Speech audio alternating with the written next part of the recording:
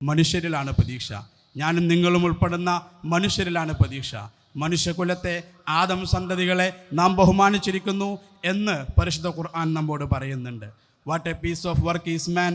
എന്തൊരു അത്ഭുതപ്പെടുത്തുന്ന ക്രിയേറ്റിവിറ്റിയാണ്, അതല്ലെങ്കിൽ സൃഷ്ടിപ്പാണ് മനുഷ്യൻ്റേത് എന്ന് ആശ്ചര്യപ്പെട്ടത് ഷേക്സ്പിയറാണ്.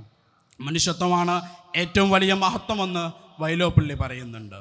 മനുഷ്യത്വം പലതരത്തിലുള്ള പ്രശ്നങ്ങൾ നമ്മൾ കാണുമ്പോൾ, വാർത്തകൾ നമ്മൾ കേൾക്കുമ്പോൾ മനുഷ്യത്വം മരവിച്ചു പോയി പ്രതീക്ഷ നഷ്ടപ്പെടേണ്ട. മനുഷ്യത്വം എന്ന് പറയുന്നത് വലിയൊരു മഹാസാഗരം പോലെയാണ്. അതിൽ ഒന്നോ രണ്ടോ തുള്ളികൾക്ക് ചെറിയ അഴുക്ക് വീഴുന്നത് ആ വലിയ മഹാസാഗരം അഴുക്കാണ് എന്നതിന് അർത്ഥമില്ല എന്ന പ്രതീക്ഷയുടെ വാക്കുകൾ പറഞ്ഞത് മഹാത്മാഗാന്ധിയാണ്.